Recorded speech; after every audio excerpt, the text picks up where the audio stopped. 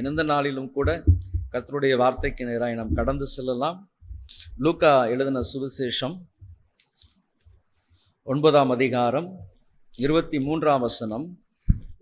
அவர் எல்லாரையும் நோக்கி, ஒருவன் என் பின்னே வர விரும்பினால் அவன் தன்னைத்தான் வெறுத்து தன் சிலுவையை அனுதினம் எடுத்துக்கொண்டு என்னை பின்பற்ற கடவன். ஆமென். அதே போல வாசிக்க கேட்ட வேத பகுதியில் எபிரேயரின் புஸ்தகம் 12ஆம் அதிகாரம் 24 26 வரை, விசுவாசத்தினாலே மோசே தான் பெரியவனான போது பார்வோனுடைய குமாரத்தின் மகன் எனப்படுவதை வெறுத்து அநித்தியமான பாவ சந்தோஷங்களை அனுபவிப்பதை பார்க்கிலும் தேவனுடைய ஜனங்களோட துன்பத்தை அனுபவிப்பதையே தெரிந்து கொண்டு இனி வரும் பலன் மேல் நோக்கமாயிருந்து எகிப்தில் உள்ள பொக்கிஷங்களிலும் கிறிஸ்துவின் நிமித்தம் வரும் நிந்தைகளை அதிக பாக்கியம் என்று எண்ணினார். ஆமென். இந்த நாளிலும் கூட பார்வோனுடைய குமாரத்தின் மகன் எனப்படுவதை வெறுத்து, அது மாத்திரமல்ல, அநித்தியமான பாவ சந்தோஷங்களை எல்லாம் உதறிவிட்டு எகிப்தில் உள்ள பொக்கிஷங்களை எல்லாம் துச்சமென மதித்து அதற்கு முக்கியத்துவம் கொடுக்காதபடி அவர் மோசே தெரிந்து கொண்ட காரியம் என்ன அப்படின்னு சொன்னா, தேவனுடைய ஜனங்களோடு துன்பத்தை அனுபவிப்பதை தெரிந்து கொண்டார். ஆமென். மாத்திரமல்ல, இனி வரும் பலன் மேல் நோக்கமாயிருந்தார்.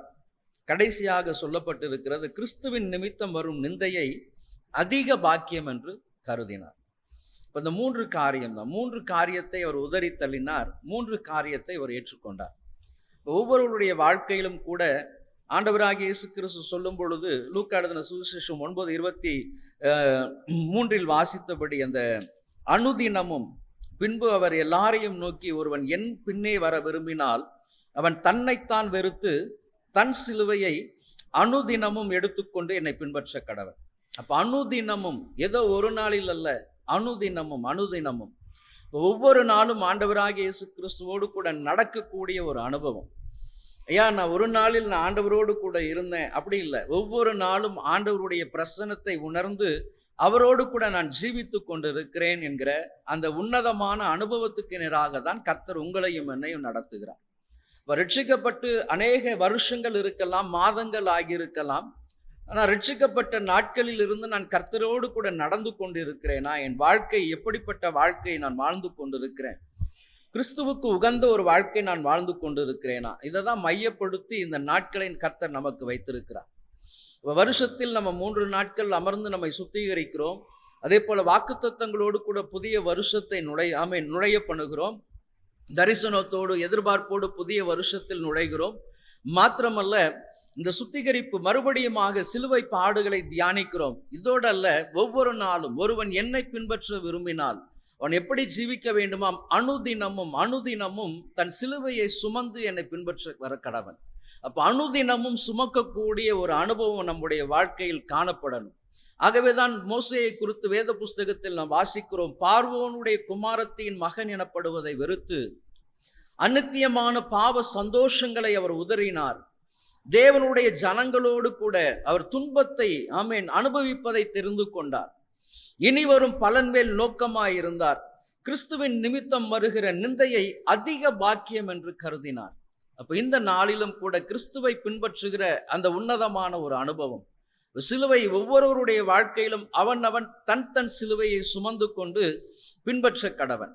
அப்ப இந்த நாளிலும் கூட நாம் மற்றவர்களை பார்த்து கொண்டு இருக்கிறோம். ஐயா, அவர்கள் எவ்வளவு அருமையாய் வாழ்ந்து கொண்டிருக்கிறாங்க. மற்றவர்களை பார்த்து தான் நம்முடைய வாழ்க்கைகளை கட்டமைத்து கொண்டிருக்கிறோம். அப்படி அல்ல. வேதம் தெளிவாய் ஆண்டவராக இயேசு கிறிஸ்து சொல்லியிருக்கிறார், ஒருவன் என்னை பின்பற்றி வர விரும்பினால் அவன் தன்னைத்தான் வெறுத்து அனுதினமும் தன் சிலுவையை எடுத்துக்கொண்டு என்னை பின்பற்ற கடவன். அப்போ மற்றவர்களை பார்த்தல்ல, கிறிஸ்துவை பார்த்து நம்முடைய ஓட்டத்தை சீராக ஓடும்படியாக கர்த்தர் வாஞ்சிக்கிறார். ஆகவே இந்த நாளிலும் கூட ஆண்டவருடைய சமூகத்தில் அந்த எகிப்தின் பொக்கிஷங்களை எல்லாம் குறித்து நம்ம கடந்த நாட்களில் பார்த்தோம். அப்ப அந்த எகிப்தின் பொக்கிஷங்கள் முழுவதுமாக மரணத்தையும் சாபத்தையும் தான் வரவைத்து கொண்டிருந்தது. யாரெல்லாம் பண ஆசையினால் விழுந்து போனார்கள், அவருடைய சந்ததிகளை பார்க்கும் பொழுது அது சாபத்தை பின்தொடர்கிற ஒரு சந்ததியாய் காணப்பட்டது. மாத்திரமல்ல, மரணத்தை சந்திக்கிற காரியமாய் காணப்பட்டது. வந்திருக்கிற கர்த்தருடைய ஜனமே, பண ஆசை, தீமோத்தேயுவில் வாசிக்கிறோம் 6ஆம் அதிகாரத்துல, பண ஆசை எல்லா தீமைக்கும் வேறாயிருக்கிறது. அப்ப எகிப்தில் இருக்கிற பொக்கிஷங்கள் என்ன பண்ணாது? மேன்மையை கொடுக்காது, மரணத்தையும் சாபத்தையும் மட்டுமே கொடுக்கக்கூடியதாய் காணப்படுகிறது.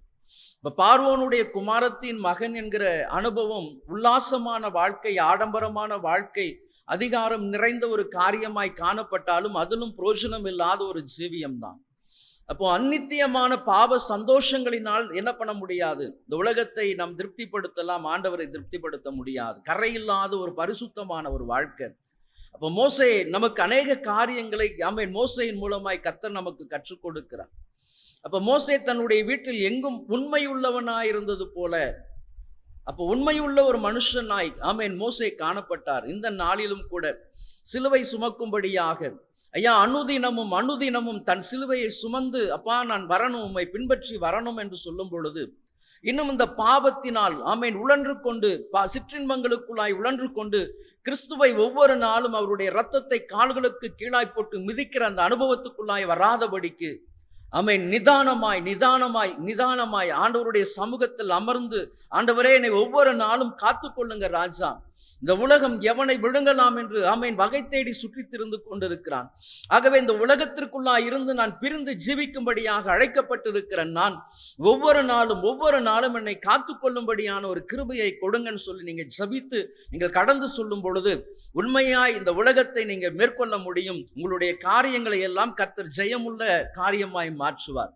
இந்த நாளிலும் கூட ஒரு காரியம் பண ஆசையின் மூலமாய் வரக்கூடிய ஒரு காரியத்தை நாம் வாசிக்கும் பொழுது அப்போஸ்தலர் நடவடிக்கைகளின் புஸ்தகம் 8ஆம் அதிகாரம் 9 24 வசனங்களை வரை நீங்க வீட்டில் வாசித்துக் கொள்ளுங்க. இதில் இருக்கக்கூடிய ஒரு சில காரியங்களை மாத்திரம் நம்ம வாசித்து அதன் பின்பதாக இன்னொரு காரியத்தை வாசித்து இன்றைக்கு நாம் ஜெபத்தோடு கூட கடந்து செல்லலாம். அப்போஸ்தலர் 8ஆம் அதிகாரத்தில் சொல்லப்பட்டிருக்கிற ஒரு காரியம் பிலிப்பை குறித்து சொல்லப்பட்டிருக்கிறது. பிலிப்பு, அப்போ அந்த பட்டணத்தில் மிகுந்த சந்தோஷம் உண்டாயிற்று. ஏன்? கர்த்தருடைய வார்த்தையை சொன்ன பிலிப்பு. அப்போ கர்த்தர் அந்த இடத்தில் பெரிய அற்புதங்களையும் அடையாளங்களையும் அந்த சமாரியா பட்டணத்தில் அவர் செய்தபடியினால் அந்த பட்டணத்தில் மிகுந்த சந்தோஷம் உண்டாயிற்று என்று அந்த வசனம் முடிந்து அதன் பின்பதாக சொல்லப்பட்டிருக்கிற ஒரு காரியம் பார்த்தீங்கன்னு சொன்னா, சீமோன் என்று பெயர் கொண்ட ஒரு மனுஷன் அந்த பட்டணத்தில் மாய வித்தைக்காரனாய் இருந்தான். அப்ப அவனுடைய சுபாவங்களை குறித்து, அவன் எப்படிப்பட்டவன் என்பதை குறித்து வேதம் அழகாய் சொல்லி இருக்கிறது. அவன் தன்னை பெரியவன் என்று சொல்லி சமாரியான் நாட்டு ஜனங்களை என்ன பண்ணினானாம்? பிரமிக்க பண்ணி கொண்டிருந்தான். அப்ப இந்த மாய வித்தைக்காரன் இவனுடைய அனுபவத்தை குறித்து தான் இந்த நாளிலும் கூட நம்ம பார்க்க போகிறோம். அப்ப எகிப்தின் பொக்கிஷங்கள் அப்படின்னு சொல்லும் பொழுது இந்த பண ஆசை, அப்ப மாய வித்தை செய்து கொண்டு சமாரியாவில் இருக்கக்கூடிய எல்லாரையும் என்ன பண்ணினானா? பிரமிக்க பண்ணி கொண்டிருந்த மனுஷன். அவனை குறித்து வேதம் இன்னும் அதிகமாய் சொல்லுகிறது. தேவனுடைய பெரிதான சக்தி இவன்தான் என்று எண்ணி சிறியோர் பெரியோர் யாவரும் அவனுக்கு செவி கொடுத்து வந்தார்கள். அப்போ மாய வித்தைக்காரன், ஒரு மேஜிக் மேன், ஒரு மேஜிக் செய்கிற ஒரு மனுஷனை அந்த நாட்களில் சமாரியாவில் இருக்கிற மக்கள் சிறியவர் முதல் பெரியவர் வரை அவனை என்ன பண்ணாங்களோ அவனுடைய வார்த்தைகளுக்கு செவி கொடுத்தாங்க, அவன் செய்த மேஜிக் நிமித்தமாக. அப்ப மாய வித்தைக்காரன் அப்படின்னு சொன்னா அந்த மேஜிக் தான். கண் வித்தையை பார்த்து ஜனங்களை பிரமிக்க பண்ணி கொண்டிருந்தான். மாத்திரமல்ல, அவனுடைய சொல்லை கேட்டுக்கொண்டிருந்தார்கள். இன்னும் அவனை பார்க்கும் பொழுது 11ஆம் வசனம், அவன் அநேக காலமாய் தன்னுடைய மாய வித்தைகளினால் அவர்களை பிரமிக்க பண்ணினதினால் அவனை மதித்து வந்தார்கள். ஒரு சாதாரணமான ஒரு மேஜிக் மேன் தான். அப்ப எகிப்தில் இருக்கக்கூடிய அந்த பொக்கிஷங்கள் அல்லது அந்த பண ஆசை பாருங்க, ஒரு சாதாரணமாய் மாய வித்தை செய்யக்கூடியவனை காலங்காலமாக என்ன பண்ணி கொண்டிருக்கிறாங்க? ஆராதித்து கொண்டிருக்கிறாங்க. அவனுடைய சொல்லை கேட்டு நடந்து கொண்டிருக்கிறாங்க. மாத்திரமல்ல, அவன் பிரமித்து ஒவ்வொரு நாளும் பிரமிக்கக்கூடிய காரியத்தை செய்து கொண்டிருந்தபடியினால் அவனை என்ன பண்ணாங்களாம்? மதித்து வந்தார்களாம். வந்திருக்கிற கர்த்தருடைய ஜனமே, கொஞ்சம் உங்களுடைய சிந்தைகளை கொஞ்சம் நம்ம உலக பிரகாரமாய் நோக்கி பாருங்க. உலக பிரகாரமாய் அப்ப இந்த நாளிலும் கூட அநேகர் இப்படிப்பட்ட மேஜிக் எல்லாம் செய்து கொண்டிருக்கிறாங்க இல்லையா? இப்ப மேஜிக் மூலமாக, மாய வித்தைகள் மூலமாக நாங்கள் தான் உண்மையான தெய்வங்கள் என்று காண்பிக்கக்கூடியவர்களும் நம்முடைய நடுவில் இருக்கிறாங்க. இப்போ எப்படிப்பட்ட மாய வித்தை செய்து கொண்டிருந்த இந்த சீமோன் தான். இவனை குறித்து தான் வேதத்தில் இன்றைக்கு நம்ம தியானிக்க போகிறோம். நன்றாக அறிந்து கொள்ளுங்க, மாய வித்தைகள் மூலமாக ஒரு சமாரியா பட்டணம் முழுவதுமாக இவனுடைய ஆதிக்கத்தின் கீழாக அவனை வைத்திருந்தான். நன்றாக அறிந்து கொள்ளுங்க. அப்போ அந்த நேரத்துல தான் ஆமென் கர்த்தர் பிலிப்பை கொண்டு பலத்த காரியங்களை செய்கிறான். அப்போ அந்த காரியத்தை செய்யும் பொழுது இந்த மனுஷனும் அதை பார்க்கிறான். தேவனுடைய ராஜ்யத்திற்கும் இயேசு கிறிஸ்துவினுடைய நாமத்திற்கும் ஏற்றவைகளை குறித்து பிலிப்பு பிரசங்கித்ததை அவர்கள் விசுவாசித்த பொழுது புருஷரும் ஸ்திரீகளும் ஞானஸ்நானம் பெற்றார்கள். அதற்கு அடுத்த வசனம் வாசிக்கும் பொழுது, அப்பொழுது சீமோனும் விசுவாசித்து ஞானஸ்நானம் பெற்று பிலிப்புவை பற்றி கொண்டு அவனால் நடந்த அடையாளங்களையும் பெரிய அற்புதங்களையும் கண்டு பிரமித்தான். இவ்வளவு நாட்கள் இவன் பிரமிக்க பண்ணினான். ஆனால் பிலிப்புவை கொண்டு கர்த்தர் செய்த அற்புதங்களை எல்லாம் கண்டபொழுது இவன் அவனை பார்த்து பிரமிக்கிறான். ஆமென். அப்போ இந்த நாட்களிலும் கூட இந்த உலகம் அநேகருடைய மனக்கண்களை பிசாசானவன் குருட்டாக்கி வைத்திருக்கிறபடியினால் ஜீவனுள்ள கிறிஸ்துவை ஆமென் என்ன பண்ண முடியல, அறிந்து கொள்ள முடியல. ஏன்? அவர்களுடைய கண்கள் எல்லாம் பொருள் ஆசையினால் ஆமென் முழுவதுமாக என்ன பண்ணிருக்கு, குருட்டாட்டம் பிடித்து போயிருக்கு. உலகத்தில் இருக்கக்கூடிய ஒவ்வொரு மனுஷர்களும், நம்மை பக்கத்தில் இருக்கிறவங்க எல்லாரையும் நீங்க பார்க்கும் பொழுது எல்லாரும் சொல்லுகிற ஒரு காரியம், ஐயா எங்களுக்கு எப்படி சொல்றது, பொருளாதார தடைகள் அதிகமாய் காணப்படுகிறது, எங்களுடைய வருமானம் எங்கள் குடும்பத்திற்கு போதலை, எல்லாருடைய இருதயங்களையும் ஒரே காரியத்தை தான் சார்ந்திருக்கிறது. நான் ஒருவரும் சொல்ல முடியல, ஐயா வசதி வாய்ப்புகள்ல நாங்க ஆசீர்வாதமா இருக்கிறோம் சொல்ல முடியல. ஒவ்வொருவரும் தேவைகளையே சொல்லி சொல்லி சொல்லி பொருளாதாரத்தில் இருக்கக்கூடிய பிரச்சனைகளை மாத்திரம்தான் பெரிதாக சொல்லி கொண்டு இருக்கிறோம். காரணம் என்ன அப்படின்னு சொன்னா, கண்கள் குருடாகி போட்டு இருக்கிறபடியினால் லௌகீக இந்த உலகத்தின் ஆமென் பொருளாதாரத்திற்கு தான் மிக மிக முக்கியத்துவம் கொடுத்து கொண்டிருக்கிறார்கள். வந்திருக்கிற கர்த்தருடைய ஜனமே ஆமென், இந்த நாளிலும் கூட நம்முடைய கண்கள் திறக்கப்படும்படியாக, ஆமென், நம்முடைய கண்கள் ஆவிக்குரிய கண்கள் திறக்கப்படும்படியாக, கர்த்தர் வைத்திருக்கிற மேன்மையான ஆசீர்வாதங்களை பார்க்கும்படியாக, எப்படி மோசே பார்வோனுடைய குமாரத்தின் மகன் என்பதை வெறுத்தாரோ அதே போல நாமும் இந்த உலகத்தை வெறுத்து தள்ளும்படியாக, எல்லா மேன்மைகளை விட கிறிஸ்துவின் நாமத்தை நிமித்தம் வருகிற பாடுகளை சந்தோஷமாய் ஏற்றுக்கொள்கிறவர்களாக, ஆமென், நம்முடைய இருதயத்தை கிறிஸ்துவின் பக்கமாய் திருப்பும்படியாக கர்த்தர் இந்த நாளில் நம்மை அழைத்து வந்திருக்கிறார். ஆகவே மாயவித்தை இவன் ஆமென் பிலிப்பை கண்டு இவன் பிரமித்தான். அவன் மூலமாய் கர்த்தர் செய்த பெரிய பெரிய அற்புதங்களை எல்லாம் கண்டு இவன் பிரமித்தான். மாத்திரமல்ல, இவன் செய்த அடுத்த காரியத்தை நீங்க வேதத்தில் வாசிக்கும் பொழுது, சமாரியர் தேவ வசனத்தை ஏற்றுக்கொண்டதை எருசலேமில் இருக்கிற அப்போஸ்தலர்கள் கேள்விப்பட்டு பேதுருவையும் யோவானையும் அவரிடத்தில் அனுப்பினார்கள். அதன் பின்பதாக அந்த நீங்க வேத பகுதியை அப்படியே வாசிக்கும் பொழுது 16ஆம் வசனம், அவர்கள் பரிசுத்த ஆவியை பெற்றுக்கொள்ளும்படி அவர்களுக்காக ஜெபம் பண்ணி அவர்கள் மேல் கைகளை வைத்தார்கள். அப்பொழுது பரிசுத்த ஆவியானவரை பெற்றார்கள். ஆமென். இதுதான் மிக மிக முக்கியமானது. தேவ வசனத்தை கேட்டார்கள், மனம் திரும்பினார்கள், கர்த்தருடைய பெரிய அற்புதங்களை கண்டார்கள், மனம் திரும்பினார்கள், ஞானஸ்நானம் பெற்றார்கள். அதன் பின்பதாக பரிசுத்த ஆவியானவருடைய அபிஷேகத்தின் மூலமாக நடத்தப்படுகிறார்கள். மாத்திரமல்ல, இந்த காரியங்களை எல்லாம் நாம் வாசித்து வரும் பொழுது இன்னொரு காரியத்தை நீங்க பார்க்கலாம். 19ஆம் கைகளை வைக்கிறேனோ அவன் பரிசுத்த ஆவியை பெறத்தக்கதாக எனக்கு இந்த அதிகாரத்தை கொடுக்க வேண்டும் என்றான். மாய வித்தை செய்த சீமோன் பாருங்க, இவனும் கூட என்ன பண்ணினா வசனத்தை ஏற்றுக்கொண்டவன் தான். பிலிப்பு பின்பதாக சென்ற ஒரு மனுஷன் தான். ஆனா இவன் சொல்லுகிற ஒரு காரியத்தை பாருங்க, அப்போஸ்தலர்கள் யார் மேலெல்லாம் கை வைத்தார்களோ அவர்கள் எல்லாம் பரிசுத்த ஆவியினால் நிரப்பப்பட்டார்கள். இவன் பார்க்கிறான், இவன் பார்த்து சொல்லுகிறான், இவர்களிடத்தில் பணத்தை கொண்டு வந்து நீங்கள் செய்கிறபடி நானும் யார் யார் தலையிலெல்லாம் கை வைக்கிறேனோ அவர்கள் என்ன பண்ணணும், பரிசுத்த ஆவியானவரை பெற்றுக்கொள்ள வேண்டும். ஆமென். அப்போ மனம் திரும்புதல் அல்லது ரட்சிப்பு சரியில்லை என்று சொன்னால் இன்னும் நம்ம எதை நாடிக்கொண்டிருக்கிறோம்? எகிப்தின் பொக்கிஷங்களை நாடிக்கொண்டிருக்கிறோம். இப்போ நம்ம கர்த்தருடைய சபைக்கு நாம் வருகிறோம், கர்த்தரை தொழுது கொள்ளும்படி ஆராதிக்கும்படியாக. அப்ப தொழுது கொள்ளுகிற ஆராதிக்கிற இடங்களில் கர்த்தர் என்ன பண்ணுவார் அப்படின்னு சொன்னா, நம்முடைய இருதயங்களை சுத்திகரிப்பார். கர்த்தருடைய உபதேசம் என்ன பண்ணும்? நம்மை சுத்திகரித்து நடத்தும். நம்மை சுத்திகரித்து பரிசுத்தப்படுத்தி கிறிஸ்துவின் சாயலை வெளிப்படுத்துகிற அந்த உன்னதமான அனுபவத்தை கொடுக்கிற இடம் கர்த்தருடைய சமூகம். இப்போ ஏன் ஆலயத்துக்கு நம்ம வரோம் ஐயா? என்னை ஒவ்வொரு நாளும் கர்த்தர் என்ன பண்றார்? புடமிட்டு என்னை அழகாக ஜொலிக்க பண்ணுகிறார்.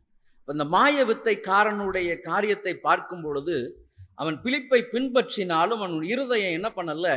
ஆமென், கிறிஸ்துவை ஏற்றுக்கொள்ளாத ஒரு நிலையில்லாத ஒரு அனுபவத்தை, ரட்சிப்பின் அனுபவத்தை குறிக்கக்கூடியது. ஆகவேதான் வேத புஸ்தகத்தில் மத்தேயு எழுதின சுவிசேஷம் 13ஆம் அதிகாரத்தை நம்ம வாசிக்கும் பொழுது 4 விதமான நிலத்தை குறித்து நம்ம பார்க்கிறோம். விதைக்கிறவன் வழி அருகே விதைத்தான், பாறையில் விதைத்தான், சில விதை எங்கே விழுந்தது? முட்கள் உள்ள இடங்களில் விழுந்தது, 4வது நல்ல நிலத்தில் விழுந்தது. அப்போ இந்த ரட்சிப்பு அப்படின்னும் பொழுது இந்த 3 வகை கிறிஸ்தவர்கள் தான் இன்னைக்கு நம்மை சுற்றிலும் இருக்கிறார். வழி அருகே விதைக்கப்பட்டவர்களாக, முள்ளில் விதைக்கப்பட்டவர்களாக, இன்னும் ஒரு சிலர் பார்த்தீங்கன்னா பாறையில் விதைக்கப்பட்டவர்களாக. அப்போ இந்த முள்ளில் விதைக்கப்படுகிற ஒரு அனுபவம் தான் இந்த சீமோனுடைய அனுபவம். அப்போ ரட்சிப்பு சரியில்லாதபடியினால் இவனும் வளருகிறான். ஆனா அந்த நெருக்கம் பாருங்க, பண ஆசையினால் நான் என்ன பண்ணலாம்? இந்த வரங்களை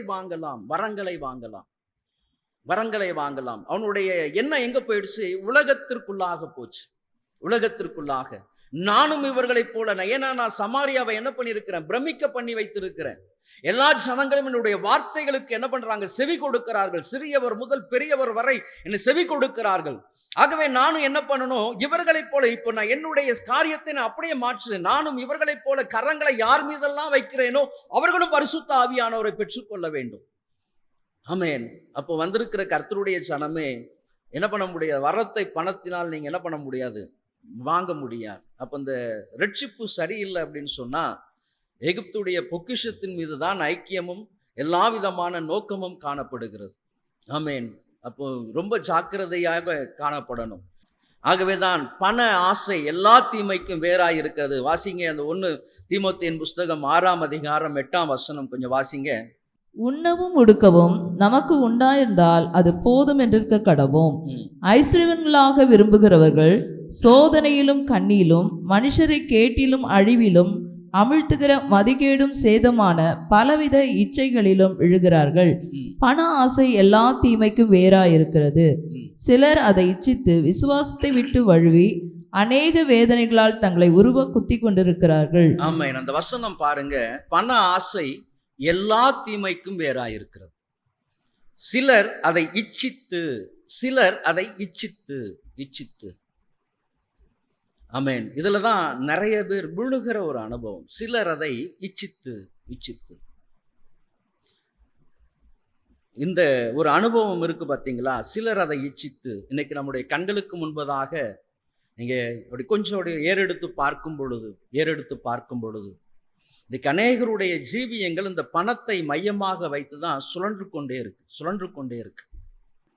அப்போ பண ஆசை எல்லா தீமைக்கும் வேறாயிருக்கிறது. அப்போ இந்த மாய வித்தைக்காரனை போலதான் இன்றைக்கு அநேகர் ஆமெனுடைய ஜீவியங்கள் காணப்படுகிறது. இதுதான் இருக்கிறதுலே மிக மிக மோசமான ஒரு அனுபவம். இந்த அனுபவம் பண ஆசைக்கு நீங்க கொஞ்சம், ஆகவே தான் அது வேதம் சொல்லுகிறது, பண ஆசை எல்லா தீமைக்கும் வேர் என்று சொல்லப்பட்டிருக்கு. ஒரு மரம் என்று சொல்லப்படல, வேர் பரவிக்கிட்டே இருக்கும். போய்கொண்டே தான் இருக்கும். நீங்க ஒன்று வாங்குவீங்க, பார்ப்பதை எல்லாம் வாங்கணும். ஆமென். ஆகவே இந்த இச்சை, இந்த பொருளாசை என்கிற இச்சை, பண ஆசை என்கிற இச்சை இன்னைக்கு ஆமென் உங்களிடத்தில் காணப்படுகிறது என்று சொன்னால், இன்னைக்கு நீங்க கண்ணீரோடு கூட ஜெபம் பண்ணுங்க. மனம் கசந்து அழுது ஜெபம் பண்ணுங்க. ஆண்டவரே, இந்த பொல்லாங்கான பண ஆசை எனக்கு வேண்டாம் ஐயா. இந்த பொல்லாங்காய் காணப்படுகிற இந்த பண ஆசை எனக்கு வேண்டாம் ராஜா. உம்முடைய நாமத்தை வீணிலே வழங்கக்கூடிய இந்த பண ஆசை எனக்கு வேண்டாம் ராஜா. இந்த மாய வித்தைக்காரன் தன்னை விற்று போட்டது போல அவனுடைய முடிவை நீங்க வேதத்தில் வாசிக்கும் பொழுது அவனை குறித்து வேதம் சொல்லுகிறது பாருங்க. அப்போஸ்தலர் 8ஆம் அதிகாரம் 20ஆம் வசனம். பேதுரு அவனை நோக்கி, தேவனுடைய வரத்தை பணத்தினாலே சம்பாதித்துக் கொள்ளலாம் என்று நீ நினைத்தபடியால் உன் பணம் உன்னோடு கூட நாசமாய் போக கடவுது. எவ்வளவு பெரிய மோசமான ஒரு சாபம் பாருங்க. ஒரு தேவனுடைய மனுஷனுடைய வாயிலிருந்து புறப்படுகிற வார்த்தை எவ்வளவு அகோரமாய் காணப்படுகிறது பாருங்க. ஒரு மனுஷன் கர்த்தருடைய மனுஷன் பேதுரு சொல்லுகிற ஒரு வார்த்தை எவ்வளவு கடினமான ஒரு காரியம். உன் பணம் உன்னோடு நாசமாய் போக கடவுது. ஆமென். இதுவரைக்கும் சமாரியா முழுவதுமாய் கலங்க பண்ணி கொண்டிருந்த ஒரு மனுஷன்தான், கனத்தை பெற்ற ஒரு மனுஷன்தான். ஆனா பண ஆசை நிமித்தமாய் அந்த வரத்தை நான் பெற்றுக்கொள்ள வேண்டும் என்கிற இச்சையின் நிமித்தமாக அவர் என்ன பண்ணார்? சாபம். அந்த வார்த்தையை பார்க்க இன்னும் அதிகமாய், உன் இருதயம் தேவனுக்கு முன்பாக செம்மையாயிராதபடியினால் இந்த விஷயத்தில் உனக்கு பங்கும் இல்லை, பாகமும் இல்லை. எவ்வளவு கடினமான வார்த்தைகள் பார்த்தீங்களா? எவ்வளவு கடினமான வார்த்தை. ஆகவேதான் மோசே எகிப்தில் இருக்கிற பொக்கிஷங்களை அப்ப எகிப்தின் பொக்கிஷம் யாருக்குமே என்ன பண்ணல? தேவையை சந்திக்கவே இல்லை. எகிப்தின் பொக்கிஷங்களை நீங்க வேதத்தில் ஆமேன் ஆராய்ந்து படித்து பாருங்க. இந்த ஆமேன் பொக்கிஷங்கள் வருகிற இடம், பொருளாசை ஆமேன் இருக்கிற இடம், பொருள் பணம் என்று இருக்கிற இடங்களில் எல்லாம் அது அழிவை கொடுத்தது, மரணத்தை கொடுத்தது, சாபத்தை கொடுத்தது, சந்ததியாக. ஆமேன். ஆகவேதான் பண ஆசை எல்லா தீமைக்கும் வேறாயிருக்கிறது. இதை நீங்க என்ன பண்ணணும்? கட் பண்ணணும். வாழ்க்கையில் இருக்கக்கூடாது. பண ஆசை இருக்கக்கூடாது. அதை வெறுத்து தள்ளுகிறவர்களாய் காணப்படணும். அப்ப சிலுவை சுமக்கும்படியாக அனுதினமும் நான் சிலுவை சுமக்கணும், கிறிஸ்துவை ஆமேன் பின்பற்றணும் அப்படின்னு சொன்னா இந்த பொருள் ஆசை எனக்குள்ளாக என்ன பண்ணக்கூடாது? துளிர்விட கூடாது, வேர்பற்றக்கூடாது. முழுமையாய் நான் கிறிஸ்துவை சார்ந்திருக்கிறவன் உலகம் என்கிற பொருளாசைக்குள்ளாக என்ன பண்ணிடக்கூடாது? விற்று போடக்கூடாது. ஜாக்கிரதை உள்ளவர்களாய் காணப்படுங்க.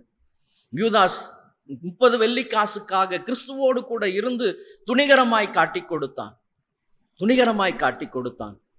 ஆமேன். வந்திருக்கிற கர்த்தருடைய ஜனமே, விசுவாசத்தை இப்ப வாசிக்கலாம் மறுபடியுமாக. அந்த 1 தீமோத்தேயின் புஸ்தகம் 6ஆம் அதிகாரம் 10ஆம் வசனம். எல்லா தீமைக்கும் வேறாயிருக்கிறது, சிலர் அதை இச்சித்து விசுவாசத்தை விட்டு வழுவி அநேக வேதனைகளினால் தங்களை உருவ குத்தி கொண்டிருக்கிறார்கள். ஆமேன். எல்லாவற்றிற்கும் இன்னைக்கு நீங்க பாத்தீங்க அப்படின்னு சொன்னா பண தேவைகள் தான். அப்ப ஆண்டவர் உங்களுக்கு ஒரு காரியத்தை சொல்றார், ஒரு ஊழியத்தை கொடுக்கிறார் அப்படின்னு சொன்னா அந்த ஊழியத்துக்கான தேவைகளை கர்த்தர் என்ன பண்ணுவாரு? நிச்சயம் சந்திப்பார். நீங்க ஜெபம் பண்ணும் பொழுது உங்களை தேடி என்ன பண்ணும்? அந்த தேவைகள் வரும். நீங்க மற்றவர்களை கேட்க வேண்டிய அவசியம் இருக்காது. அப்ப இன்னைக்கு நிறைய ஊழியங்கள் ஐயாம், நிறைய நாங்க டிவி ஊழியம் பண்றோம், அந்த ஊழியம் பண்றோம், எல்லா ஊழியமும் பண்றோம். மாதம் ஆயிட்டு அப்படின்னு சொன்னா அவங்களுக்கு இருக்கிற டென்ஷன் இருக்கு பாத்தீங்களா? தேவைகள் சந்திக்கப்படலை. ஐயா நாங்க டிவிக்கு இவ்வளவு கொடுக்கணும், அதுக்கு இவ்வளவு கொடுக்கணும், இதுக்கு இவ்வளவு கொடுக்கணும். டார்கெட் அவங்க ஒரு வருஷத்துல ஒரு மாசத்துக்கு எங்களுக்கு இவ்வளவு இன்கம் இருந்தாதான் நாங்க என்ன பண்ண முடியும்? இந்த ஊழியத்தை நாங்க செயல்படுத்த முடியும். ஆமேன். அப்படியெல்லாம் கிடையாதுங்க. இதெல்லாம் இச்சை. ஆகவேதான் பண ஆசை எல்லா தீமைக்கும். பணம் சேகரிக்கணும் சொல்லிட்டு மற்றவர்களை துன்பப்படுத்தி, மற்றவர்களை வேதனைப்படுத்தி, ரணவேதனைப்படுத்தி, ரத்தத்தை உறிஞ்சி ஆமேன் இவர்கள் என்ன பண்ணுவாங்க? சொகுசாய் வாழ்ந்து கொண்டிருப்பாங்க. அப்ப சிலர் விசுவாசத்தை விட்டு ஆமேன் என்ன பண்றாங்களா? தங்களை உருவ குத்தி கொண்டு இருக்கிறாங்க, தங்களை வேதனைப்படுத்தி கொண்டே இருக்கிறாங்க. ஐயா எனக்கு எவ்வளவு தேவைப்படுதுயா, எங்க வாங்கலாம், எங்க லோன் கொடுப்பாங்க, எங்க கடன் வாங்கலாம், என்ன காரியத்தை செய்யலாம்? ஆமேன். ஆண்டவர் உங்களுக்கு ஒரு காரியத்தை செய்கிறேன் அப்படின்னு சொன்னா அந்த காரியத்திற்கான பண தேவைகளையும் கர்த்தர் செய்வார். எனக்கு அருமையாய் ஐசக்கையாவை ரொம்ப நினைப்பேன் நான். எப்படி அப்படின்னு சொன்னா, ஒரு முறை ஐயா அந்த இடத்துல ஒரு சாட்சி சொன்னாங்க. அந்த பில்டிங் கட்டிக்கிட்டு இருக்கும் பொழுது, அந்த சபை கட்டிக்கிட்டு இருக்கும் பொழுது, கெல்லிஸ்ல சபை கட்டிக்கிட்டு இருக்கும் பொழுது, அந்த ரூஃப் போடுவதற்கு, அன்னைக்கு ரூஃப் போடுறதுக்கு எல்லாம் அரேஞ்ச்மெண்ட் பண்ணியிருக்கிறாங்க. அப்போ அந்த ரூஃப் போட்டு முடிச்ச உடனே 5 லட்ச ரூபாய் அந்த இன்ஜினியருக்கு கொடுக்கணுமா. அப்போ ஐயா சொன்ன ஒரு காரியம் பாருங்க. ஆண்டவருடைய சமூகத்தில் உட்கார்ந்து காலையில் அவங்க ரூஃப் போட வந்துட்டாங்க. என்கிட்ட பணம் இல்லை, என்ன பண்ணணும்னு எனக்கு தெரியல. நான் ஆண்டவருடைய சமூகத்தில் அந்த ஹால்டரில் உட்காந்து அப்படியே கண்ணீர் விட்டு நான் கதறிக்கிட்டு இருந்தேன். எவ்வளோ நேரம் அப்படின்னு எனக்கு தெரியாது. காலையில் முழங்கால் போட்டு அந்த ஹால்டரில் உட்காந்து நான் கண்ணீர் விட்டுக்கிட்டு இருந்தேன். சாயங்காலம் ஒரு நபர் என்னை தட்டினாங்க.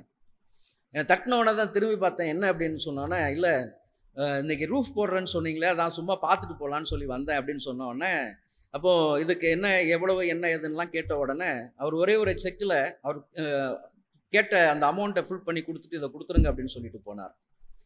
ஆமேன். யாரையும் தேடி போகாதபடி, எலியாவை தேடி காகம் வந்தது. நல்லா புரிஞ்சுக்கிடுங்க. எலியாவை தேடி காகம் அப்பத்தையும் இறைச்சியும் கொண்டு வந்தது. எலியா ஆமென். அப்ப நம்ம கர்த்தருடைய ஊழியக்காரர்கள் அப்படின்னும் போது, கர்த்தருடைய பிள்ளைகள் சொல்லும் பொழுது நம்மை தேடிதான் உதவிகள் வரணும். நம்மை தேடிதான் கர்த்தர் காகத்தை அனுப்பணும். அப்ப இந்த விஷயத்தில் நம்ம என்ன பண்ணணும்? தெளிவுள்ளவர்களாய் காணப்படணும். இப்ப கர்த்தர் உங்களுக்கு ஒரு ஊழியத்தை கொடுத்து இது ஆரம்பித்து நடத்தும்படி சொன்னார் அப்படின்னு சொன்னா, அதன் தேவைகளை எல்லாவற்றையும் யார் கொடுக்கணும்?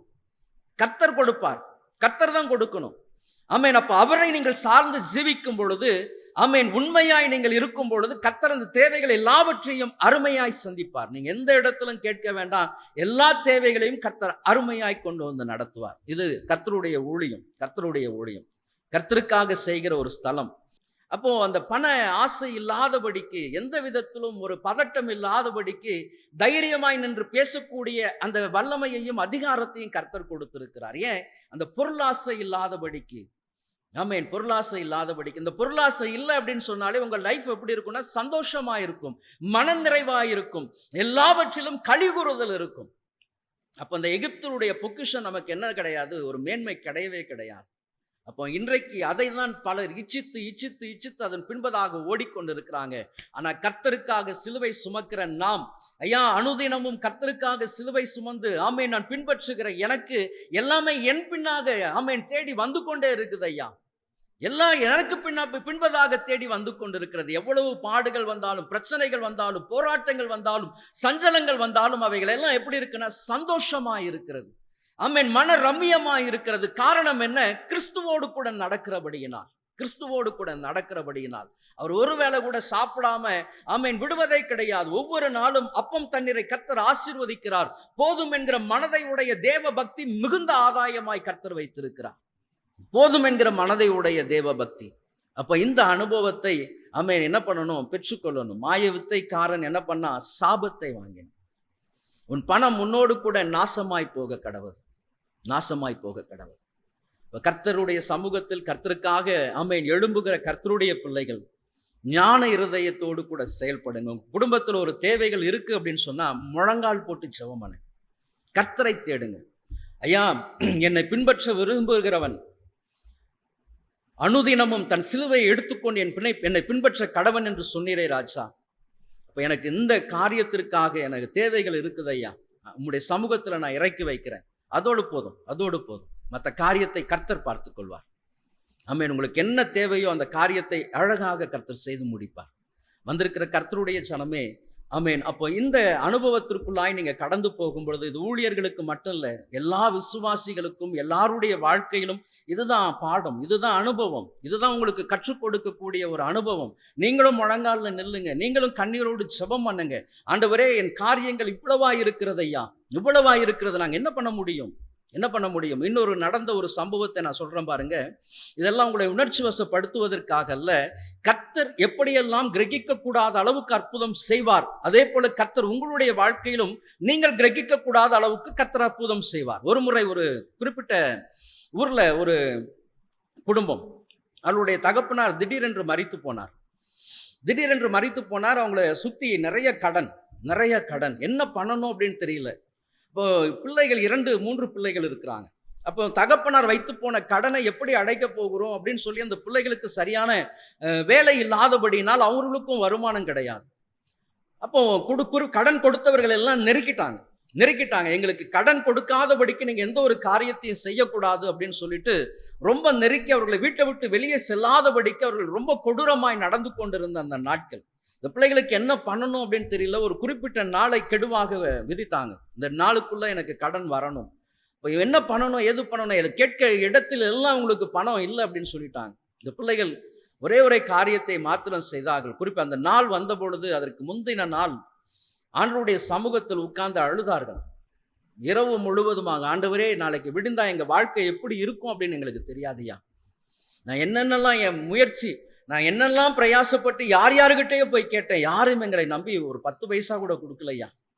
இப்போ எங்களுக்கு இருந்தது எல்லாமே ஆமென் எங்க முழங்கால் மட்டும்தான், வேற எந்த ஒரு காரியமும் கிடையாதையா. யாரையும் நாங்கள் நம்பவே இல்லை, உங்களை மட்டும்தான் நம்புறோன்னு சொல்லிட்டு அன்றைக்கு சாயங்காலத்திலிருந்து இரவு முழுவதுமாய் அழுது அழுது அந்த 3 பிள்ளைகளும் ஜெபம் பண்ணிக்கிட்டே இருந்தாங்க. அழுது அழுது என்ன பண்ணணும்னு தெரியல. ஐயா, காலையில் எழுந்த உடனே நாங்கள் இந்த வீட்டை விட்டு வெளியே போனால் நாங்கள் எங்கேயா போவோம், எங்கே போவோம்?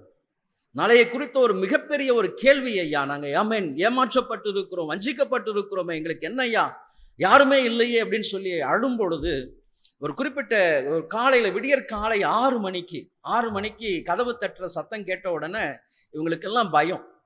ஐயோ, கடன்காரங்க வந்துட்டாங்களே, நம்ம வீட்டை விட்டு வெளியே அனுப்ப போகிறாங்க போல இருக்குன்னு சொல்லிட்டு ரொம்ப பயந்து கதவையே திறக்கலையா. அந்த கதவு தட்டுகிற சத்தம் அவர் தட்டிக்கிட்டே இருந்த உடனே ஒருவர் மட்டும் எழுந்து போய் கதவு திறந்த உடனே அங்கே ஒரு நபர் நின்று கொண்டிருந்தார்.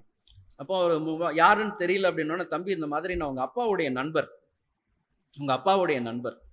அப்படின்னு சொன்ன உடனே, சரி உள்ளே வாங்கய்யா அப்படின்னு சொல்லி கூட்டிகிட்டு வந்து உட்கார வச்ச உடனே அவர் சொன்னாராம், தம்பி, ஒரு குறிப்பிட்ட வருஷத்துக்கு முன்பதாக உங்கள் அப்பா கையில் நான் ஒரு குறிப்பிட்ட தொகை வாங்கியிருந்தேன். அது ஒரு தொகை வாங்கியிருந்தேன், அதை நான் மறந்தே போயிட்டேன் தம்பி. எனக்கு நேற்று இரவெல்லாம் எனக்கு தூக்கமே வரல. இந்த பணத்தை நீ எப்படி ஆகிலும் கொண்டு போய் இவங்களுக்கு கொடுக்கணும் அப்படின்னு சொல்லிட்டு ஒரு ஏவுதல் இருந்துக்கிட்டே இருந்தபடினால நான் காலையிலேயே எழுந்து புறப்பட்டு முதல்ல நான் வந்து உங்களுக்கு இந்த பணத்தை கொடுக்குறேன் அப்படின்னு சொல்லிட்டு அந்த பணத்தை கொடுக்கும் பொழுது இவர்கள் கடன் போக மீதி தொகையை வைத்து அவர்கள் குடும்பம் நடத்தக்கூடிய அளவுக்கு அந்த தொகை இருந்ததாம். என்றைக்கோ செய்த உதவி, யாருக்குமே தெரியாது. ஆனால் இவர்களுடைய ஜெபம் பாருங்க, காகத்தை கர்த்தர் அனுப்பினார். அந்த இரவு முழுவதுமாய் அந்த மனுஷனை தூங்க விடாதபடிக்கு உடனடியாக தேடி வரும்படியாக கர்த்தர் செய்தார். இதுதான் கர்த்தர் செய்கிற அற்புதங்கள். அப்போ நம்மை தேடிதான் உதவிகள் வரணும். இதை நன்றாக அறிந்து கொள்ளுங்க. வந்திருக்கிற கர்த்தருடைய ஜனமே, பண ஆசை எல்லா தீமைக்கும் வேறாயிருக்கிறது. இன்னொரு காரியத்தை இந்த வேத புஸ்தகத்தில் நாம் வாசிக்கும் பொழுது 1 சாமுவேலின் புஸ்தகம் 2ஆம் அதிகாரம் 12ஆம் வசனம் பாருங்க. இருந்தார்கள், அவர்கள் கர்த்தரை அறியவில்லை. அந்த ஆசாரியர்கள் ஜனங்களை நடப்பித்த விதம் என்னவென்றால், எவனாகிலும் ஒரு பலியை செலுத்தும் காலத்தில் இறைச்சி வேகும்போது ஆசாருடைய வேலைக்காரன் 3 கூறுள்ள ஒரு ஆயுதத்தை தன் கையிலே பிடித்து வந்து அதனால் கொப்பரையிலாவது பானையிலாவது சர்வ சட்டியிலாவது குத்துவான். அந்த ஆயுதத்தில் வருகிறது எல்லாம் ஆசாரியன் எடுத்து கொள்ளுவான். அப்படி அநேக சீலோவிலே வருகிற இஸ்ரவேலர் எல்லோரும் செய்தார்கள். கொழுப்பை தகனிக்கிறதற்கு முன்னும் ஆசாருடைய வேலைக்காரன் வந்து பலியிடுகிற மனுஷனை நோக்கி, ஆசாரியனுக்கு பொரிக்கும்படி இறைச்சி கொடு, பச்சை இறைச்சி அல்லாமல் அவித்ததை உன் கையிலே வாங்குகிறதில்லை என்பான். போதும். இதுல ஒரே ஒரு வசனம், ஒரே ஒரு வார்த்தையை மட்டும் கொஞ்சம் மைனூட்டா கவனிங்க. 13ஆம் வசனத்துல கீழே நான் வாசிக்கிறேன். ஒரு பலியை செலுத்தும் காலத்தில் இறைச்சி வேகும் பொழுது ஆசாரியனுடைய வேலைக்காரன் 3 கூறுள்ள ஒரு ஆயுதத்தை, 3 கூறுள்ள ஒரு ஆயுதத்தை, உங்களுக்கு உடனே ஸ்ட்ரைக் ஆகணுமே. அப்போ இந்த வேதத்தை நீங்க படிச்சீங்க அப்படின்னு சொன்னா நிறைய காரியங்கள், இதற்குள்ளாக இருக்கக்கூடிய நிறைய காரியங்கள் அவங்க நம்மளை ஃபாலோ பண்ற காரியங்கள் தான். என்ன ஒண்ணு, அறியாம ஃபாலோ பண்றாங்க. அறியாமல், நீங்கள் அறியாமல் ஆராதிக்கிற தேவனை நான் என்ன பண்றேன், உங்களுக்கு அறிவிக்கிறேன். பவுல் சொல்றாரு பாத்தீங்களா, நீங்கள் அறியாதிருக்கிற தெய்வம் அதுதான். அப்ப கறி வெந்துட்டா அப்படின்னு பார்க்கறதுக்காக தான் அந்த காரியத்தை அவங்க வச்சிருக்கிறாங்க. அதனாலதான் இந்த காரியத்தை நான் படிக்கும் பொழுதெல்லாம் எனக்கு உடனே அதுதான் ஞாபகத்துக்கு வரும். அப்போ ஆசாரியன், ஏலி ஆசாரியனுடைய பிள்ளைகள். அப்போ கர்த்தருடைய ஊழியத்தை செய்கிற ஊழியக்காரர்கள், அப்படி பிள்ளைகள், விசுவாசிகளுடைய பிள்ளைகள். உங்கள் பிள்ளைகளுக்கு நம்ம எப்படி பிள்ளைகளை வளர்க்கணும் அப்படின்னு சொன்னால், காணிக்கை போடுகிற காரியமாக இருந்தாலும் சரி, காணிக்கை கொடுக்கிற காரியங்களாக இருந்தாலும் சரி, எந்த ஒரு காரியமாக இருந்தாலும் கர்த்தருக்கு பயப்படுகிற பயத்தோடு கூட அர்ப்பணிப்போடு கூட செய்கிறதை நம்ம என்ன பண்ணணும், சொல்லிக் கொடுக்கணும். நாம தான் சொல்லிக் கொடுக்கணும். அப்போ ஏலி ஊழியக்காரன், ஆசாரியனாக இருந்தும் தன் பிள்ளைகளை எப்படி பண்ணிட்டாரு, தவறான காரியத்தில் அவர்கள் செய்த பாவங்கள், அக்கிரமங்களை எல்லாம் குறித்து வேதத்தில் நீங்க வாசிக்கும் பொழுது, நீங்க அந்த 17ஆம் வசனத்தை, அதனால் அந்த வாலிபரின் பாவம் கர்த்தருடைய சந்நிதியில் மிகவும் பெரிதா இருந்தது. மனுஷர் கர்த்தரின் காணிக்கை வெறுப்பாக எண்ணினார்கள். காணிக்கை எப்படி கொண்டு வந்து போடுறாங்களாம், வெறுப்பாக. அப்ப ஏலி தன்னுடைய பிள்ளைகளை எப்படி வளர்க்கல, கர்த்தருக்கு பயப்படுகிற பயத்தோடு கூட வளர்க்கல. ரொம்ப ஜாக்கிரதையா இருக்கணும். அப்போ நீங்கள் கர்த்தருடைய ஊழியக்காரர்கள், உங்கள் வீட்டுக்கு வருகிற ஊழியக்காரர்கள், ஊழியக்காரிகள் யார் இருந்தாலும் ஆமென், அவங்க என்ன நோக்கத்தோடு கூட வராங்க அப்படின்றத கொஞ்சம் மைண்டில் வச்சு ஆமென், அவங்க என்ன பண்ணாதீங்க, அலட்சியப்படுத்துறாதீங்க. எங்கள் வீட்டில் சின்ன வயசில் எங்கள் அம்மா இதெல்லாம் கற்றுக் கொடுத்த பாடம். எங்கள் அம்மா எங்கள் வீட்டுக்கு நிறைய ஊழியக்காரங்க வருவாங்க. வர்றவங்களுக்கெல்லாம் அந்த நாட்களில் ஒரு 2 ரூபா காணிக்கை கொடுத்தாலே பெரிய விஷயம். ஏன்னா 1 ரூபா 2 ரூபா காணிக்கை கொடுத்தாலே பெரிய விஷயம். அப்போ அந்த காணிக்கையை அவங்க கொடுப்பாங்க. அவங்க இல்லை அப்படின்னு சொன்னாலும் எதையாகிலும் அரிசி எதாகிலும் ஒரு காணிக்கையை கொடுத்து அவங்கள சந்தோஷமாய், ஒரு சிலர்லாம் பார்த்தீங்கன்னா காலையிலேயே வந்துடுவாங்க. அவங்களுக்கு காலையிலேயே அவங்களுக்கு சமையல்லாம் பண்ணி அவங்க மத்தியானம் சாப்பிட்டு அதன் பின்பதாக சாயங்காலம் ஜெபம் பண்ணிட்டு அதுக்கு பின்பதாக தான் போவாங்க. அவங்களெல்லாம் சந்தோஷமாய் தேவ தூதர்களை ஏற்றுக்கொண்டது போல ஏற்றுக்கொண்டபடியினால தான் இன்னைக்கு கர்த்தர் எங்களை எல்லாம் ஆசீர்வாதமாய் வைத்திருக்கிறார். இந்த நாட்களில் ஊழியக்காரங்க வீட்டுக்கு வருவதை அநேகர் விரும்புவது கிடையாது, சந்தோஷமாய் ஏற்றுக்கொள்வதும் கிடையாது. இதெல்லாம் ஏலி குமாரர்களுடைய சுபாவங்கள். ஏன் வராங்க, எதுக்கு வராங்க? பிள்ளைகள் நம்முடைய காதுகள் படவே இன்னைக்கு அநேக பிள்ளைகள்லாம் பேசுறாங்க. ஏன் இவங்கெல்லாம் வீட்டுக்குள்ள வராங்க? இவங்களுக்கு வேற வேலை இல்லையா? ஆமென். இதெல்லாம் ஒரு தவறான காரியங்கள். பிள்ளைகளுக்கு தாய் தகப்பன் இதை சரியாய் போதித்து நடத்தணும். கர்த்தருடைய ஊழியக்காரன் என்பவன் கர்த்தருடைய ஸ்தானாதிபதியாய் நிற்கிறவன். உங்கள் குடும்பங்களுக்காக அவங்க ஜெபம் பண்றது உங்களுக்கு தெரியாது, அவங்க அழுது புலம்புவது தெரியாது. உங்களுக்கு ஒரு குடும்ப பிரச்சனை அப்படின்னு சொல்லும் பொழுது ஊழியக்காரனுக்கு தான் கர்த்தர் முதல் அதை வெளிப்படுத்துவார். இந்த குடும்பத்தில் என்ன பிரச்சனை இருக்குது, இவனுக்காக ஜெபம் பண்ணு அப்படின்னு சொல்லி. அது எதுவுமே தெரியாது. ஆனா அன்னைக்கு அநேகர் என்ன பண்றாங்க, ஊழியக்காரர்களை அலட்சியப்படுத்துகிற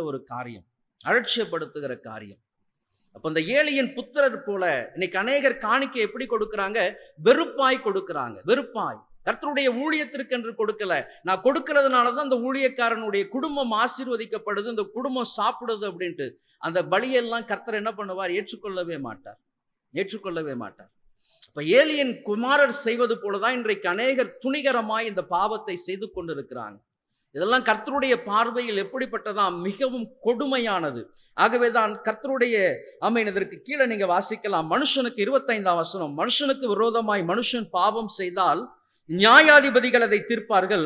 ஒருவன் கர்த்தருக்கு விரோதமாய் பாவம் செய்வானாகில் அவனுக்காக விண்ணப்பம் செய்யத்தக்கவன் யார் என்றான். அவர்களோ தங்கள் தகப்பன் சொல்லை கேளாமல் போனார்கள். கர்த்தர் என்ன பண்ணாரா? அவர்களை சங்கரிக்க சித்தமானார். எவ்வளவு ஒரு கொடுமை பாருங்க, எவ்வளவு ஒரு கொடுமை. முன்பு 17ஆம் வசனத்துல காணிக்கை வெறுப்பாய் எண்ணினாங்க. 25ஆம் வசனத்துல கர்த்தர் அவர்களை அழிப்பதற்கு சித்தம் கொண்டவராய் காணப்பட்டார். அப்ப தகப்பனுடைய சொல்லை கேளாதபடி வந்திருக்கிற கர்த்தருடைய ஜனமே, பண ஆசை எல்லா தீமைக்கும். அப்போ கர்த்தருடைய ஜனங்கள் உற்சாகமாய் கொடுக்கிற அந்த ஜனங்கள் எப்படி கொடுத்தாங்களா? வேண்டா வெறுப்பாய் கர்த்தருக்கு என்று கொடுத்தாங்க. ஏன்? இந்த பிள்ளைகளுடைய நடவடிக்கைகள். அதே போலதான் விசுவாசிகளும் தங்கள் பிள்ளைகளை ஒழுக்கத்திற்குள்ளாய் நடக்கணும். கர்த்தருடைய ஊழியக்காரர்களை கனப்படுத்துகிற அந்த அனுபவத்தை சொல்லிக் கொடுக்கணும். அதே நேரத்தில் கர்த்தருடைய ஊழியக்காரர்களுடைய பிள்ளைகளும் கூட எப்படி நடக்கணும்னா தாழ்மையாக கர்த்தருக்கு பயந்து நடக்கிற அந்த அனுபவத்திற்குள்ளாக நடக்கணும். இன்னைக்கு அப்படிப்பட்ட அனுபவத்தை நான் என்ன பண்ண முடியல? பார்க்க முடியல. அப்ப இதெல்லாம் கர்த்தருடைய பார்வையில் பொல்லாங்காய் காணப்படுகிறது. இதுதான் எகிப்துடைய பொக்கிஷம். மேட்டிமையான ஜீவியங்கள், அலங்காரமான வஸ்திரங்கள், பகட்டான காரியங்கள், பகட்டாய் நின்று பகட்டாய் கர்த்தரை ஆராதிக்கிற காரியங்கள்லாம் இன்னைக்கு நம்ம பார்க்கிறோம். இதெல்லாம் மேன்மை கிடையவே கிடையாது. கர்த்தருக்கு முன்பதாக தாழ்மைப்படுங்கள், அப்பொழுது அவர் உங்களை உயர்த்துவார். அப்ப தாழ்மையின் ஜீவியத்திற்குள்ளாக தான் கர்த்தர் என்ன பண்ணுவார்னா கனம் அதிகமாக இருக்கும். நீங்க எவ்வளவு கர்த்தருக்குள்ளாய் உங்களை தாழ்த்துகிறீர்களோ கர்த்தர் உங்களை உயர்த்தி கொண்டு வருவார். இன்னைக்கு நிறைய பேருடைய வாழ்க்கையில இந்த ஏலியின் குமாரர்களை போலதான் மனம் போல ஜீவித்து கொண்டு இருக்கிறாங்க. மனம் போல காரியத்தை செய்து கொண்டு இருக்கிறாங்க. ஞாயிற்றுக்கிழமை ஆராதனை அப்படின்னு சொன்னா அநேகர் எத்தனை பேர் இன்னைக்கு சனிக்கிழமை விழுந்து கிடப்பாங்க. இப்போ அந்த பெந்தைகோஸ்தே அனுபவத்தில் இருக்கக்கூடிய போதகர்கள் பார்த்தீங்க அப்படின்னு சொன்னா சிபிஎம்லாம் பார்த்தீங்கன்னா யாரையுமே சந்திக்க மாட்டாங்க சனிக்கிழமை. சனிக்கிழமை முழுவதுமாய் கர்த்தருடைய சமூகத்தில் விழுந்து கிடப்பாங்க. ஐயா, நாளைக்கு வரக்கூடிய ஜனங்கள் ஆசீர்வதிக்கப்படணும் ஐயா, என் ஜனங்கள் ஆசீர்வதிக்கப்படணும், உடைய ஜனங்கள் உம்மை தேடி வருவார்கள், ஒவ்வொருவரும் ஆசீர்வதிக்கப்படணும் ஐயா. தங்கள் சாப்பாடு இல்லாதபடி, ஆகாரம் இல்லாதபடிக்கு உண்மை உபவாசம் இருந்து கர்த்தருடைய சமூகத்தில் விழுந்து கிடப்பாங்க. ஜனங்கள் எப்படி ஆகிலும் ஆசீர்வதிக்கப்படணும். நீங்க வார்த்தையை கொடுங்க, அந்த வார்த்தைகளை நாங்க என்ன பண்ணணும்? விட்டு கொடுக்கணும் ராஜா, விட்டு கொடுக்கணும். ஆமென். அந்த அனுபவங்கள்லாம் இன்னைக்கு மறைந்து போய் இன்னைக்கு ஊழியங்கள்ல நாடகமும் கேளிக்கையும் அதிகமாய் காணப்பட்டு, எகிப்தின் எல்லா விதமான இச்சைகளோடு கூட, உலகத்தின் எல்லா விதமான சிற்றின்பங்களோடு கூட ஆராதனை நடந்து கொண்டிருக்கு. ரொம்ப வேதனையான ஒரு காரியம். மோசே எதையெல்லாம் வெறுத்தானோ அதையெல்லாம் இன்னைக்கு சபை உள்ள கொண்டு வந்துருச்சு, உலகத்தை சபைக்குள்ள கொண்டு வந்துருச்சு. என் ஜனம் ஆசீர்வதிக்கப்படணும், என் சபை விருத்தி ஆகணும், என் சபை ஆத்துமாக்கள் ஒவ்வொரு கொள்ளை கொள்ளையாய் ஆத்துமாக்க அந்த ஆகாரத்தில் பங்கடையணும், ஆசீர்வாதமாய் இருக்கணும் என்று அழுதவர்கள் இன்னைக்கு நம்ம மத்தியில இல்லை. அதனால சபைகள்லாம் எப்படி ஆயிட்டுன்னா அலங்கோலமாய் மாறிட்டு, எல்லாம் எகிப்தாய் மாறிட்டு, எகிப்தில் உள்ள பொக்கிஷங்களாய் மாறிட்டு, பணம் சேர சேர சேர என்ன ஆகும் அப்படின்னு சொன்னா பலவிதமான கேடுகள் உண்டாகும். நீங்க பணத்தை காப்பாற்றணும்னு தான் பார்ப்பீங்களே தவிர, இன்னைக்கு அநேக சபை எப்படிதான் பணத்தை காப்பாற்றணும்னு தான் இருக்குதே தவிர ஆத்துமாக்களை பாதுகாக்கிறதுக்கு யாருமே இடம் கொடுக்கவே இல்லை. எப்படி பணத்தை பாதுகாப்பது, எந்த இடத்துல எப்படி போட்டால் அது சேஃப்டியா இருக்கும், இப்படிதான் உலகம் போய் கொண்டு இருக்கு. வந்திருக்கிற கர்த்தருடைய ஜனமே, இதெல்லாம் ஏலியினுடைய குமாரர்கள் கர்த்தருக்கு பயப்படாமல் துணிகரமாய் கர்த்தருடைய காணிக்கைகளை அலட்சியப்படுத்தினாங்க. ஜனங்கள் விருப்பாய் கொடுத்தாங்க. கர்த்தர் அவர்களை அழிக்க சித்தமானார். ஓப்னி பினகாஸ் 2 பேருடைய மரணம் ஒரே நாளில் சம்பவிக்கும். இதுதான் ஏலிக்கு சொன்ன வார்த்தை. உன் வயசு, உன் குடும்பத்துல யாரும் இருக்க மாட்டாங்க, வயதான கிழவர்கள் ஒருத்தர் கூட இருக்க மாட்டாங்க. எவ்வளவு பெரிய சாபம் பார்த்தீங்களா? அப்ப எகிப்தில் இருக்கிற பொக்கிஷங்கள், சிலுவையை பின்பற்றி நடக்கக்கூடிய கர்த்தருடைய ஜனத்துடைய வாழ்க்கையில என்ன இருக்கக்கூடாதுன்னு சொன்னா, இப்படிப்பட்ட பண ஆசை, பண இச்சை எல்லா தீமைக்கும் வேறாயிருக்கிறது. ஆகவே இப்படிப்பட்ட இச்சைகளை விட்டு ஒழிக்கும்படியாக தான் கர்த்தர் உங்களையும் என்னையும் அழைத்து வந்திருக்கிறார். நிச்சயமாய் கர்த்தர் உங்களை ஆசீர்வதிப்பார், கனப்படுத்துவார். இந்த அனுபவத்திற்குள்ளாய் நீங்க கடந்து வாங்க. கடைசியாக நான் ஒரு காரியத்தை வாசித்து நான் முடிக்கிறேன். எபிரேயரின் புஸ்தகம் 12ஆம் அதிகாரம் 24, 26. விசுவாசத்தினாலே மோசே தான் பெரியவனான பொழுது பார்வோனுடைய குமாரத்தின் மகன் எனப்படுவதை வெறுத்தான். நம்ம தெரிந்து கொள்ள வேண்டியது, அநித்தியமான பாவ சந்தோஷங்களை அனுபவிப்பதை பார்க்கிலும் தேவனுடைய ஜனங்களோடு துன்பத்தை அனுபவிப்பதையே தெரிந்து கொண்டு இனிவரும் பலன்மேல் நோக்கமாய் இருந்து எகிப்தில் உள்ள பொக்கிஷங்களிலும் கிறிஸ்துவின் நிமித்தம் வரும் நிந்தையை அதிக பாக்கியம் என்று கருதினான். இதுதாங்க, இந்த 3 தான் நமக்கு வேணும். எது வேணும் அப்படின்னு சொன்னா, அநித்தியமான பாவ சந்தோஷங்களை வெறுத்து என்ன பண்ணணுமா? அனுபவிப்பதை பார்க்க தேவனுடைய ஜனங்களோடு கூட துன்பத்தை அனுபவிப்பதை தெரிந்து கொள்ளணும். இனிமேல் வருகிற பலனை அறிந்து கொள்ளணும். கடைசியாக கிறிஸ்துவின் நிமித்தம் வருகிற நிந்தையை அதிக பாக்கியமாக. இந்த உலகம் உங்களை பகைக்கும், உங்களை பிழைக்க தெரியாதவன் ஏமாளின்னு சொல்லும். உறவினர்கள் எல்லாம் உங்களை தூஷிப்பாங்க. ஐயா, ஒவ்வொரு ஊழியக்காரன் எப்படியெல்லாம் இருக்கிறான், நீங்க ஏன் இப்படி இருக்கிறீங்க? பரியாசங்கள் பண்ணுவாங்க, வெறுப்பாங்க, ஒதுக்குவாங்க. கவலைப்படாதீங்க, பரலோகத்தில் உங்களுக்கு பொக்கிஷம் மிகுதியா இருக்கிறது. பரலோகத்தில் பிதாவானவர் உங்களுக்கு ஒரு ஸ்தலத்தை ஏற்படுத்தி இருக்கிறார். யுக யுகமாக இந்த இடத்துல நம்ம ஒன்னும் சம்பாதிக்காம இருக்கலாம், ஆனா பரலோகத்தில் உங்கள் பொக்கிஷங்களை எங்க சேர்த்து வைங்க? பரலோகத்தில் சேர்த்து வைங்க. கிறிஸ்துவின் நிமித்தம் எவ்வளவு நிந்தைகள் வந்தாலும், எவ்வளவு அவமானங்கள் வந்தாலும், எவ்வளவு பாடுகள் வந்தாலும், பசி வந்தாலும், நிர்வாணம் வந்தாலும் நான் என்ன பண்ணுவேன்? ஐயா, நான் எடுத்திருக்கிற தீர்மானத்திலிருந்து நான் பெறலவே மாட்டேன் ஐயா, அதுல என் தீர்மானத்தில் உறுதியாய் இருப்பேன்னு சொல்லி இருந்து பாருங்க. கிறிஸ்துவின் நாமத்தின் நிமித்தம் வருகிற எல்லா பாடுகளையும் சந்தோஷமாய் நீங்க அனுபவிங்க. நிலையான வீடு உங்களுக்கு உண்டு. நிலையான வீட்டில் கர்த்தருடைய வாசஸ்தலத்தில் என்றென்றைக்கும் நீங்க அவரோடு கூட ஜீவித்து கொண்டிருப்பீங்க. ஆண்டவர் சொல்வார், உண்மையும் உத்தமமான ஊழியக்காரனை உன்னுடைய எஜமானுடைய சந்தோஷத்திற்குள் பிரவேசி என்று சொல்லுகிற அந்த ஆனந்தமான நாளுக்கு நேராக தான் கர்த்தர் நம்மை நடத்தி கொண்டிருக்கிறார். கர்த்தர் தாமே இந்த வார்த்தைகளை ஆசீர்வதிப்பாராக. ஆமென்.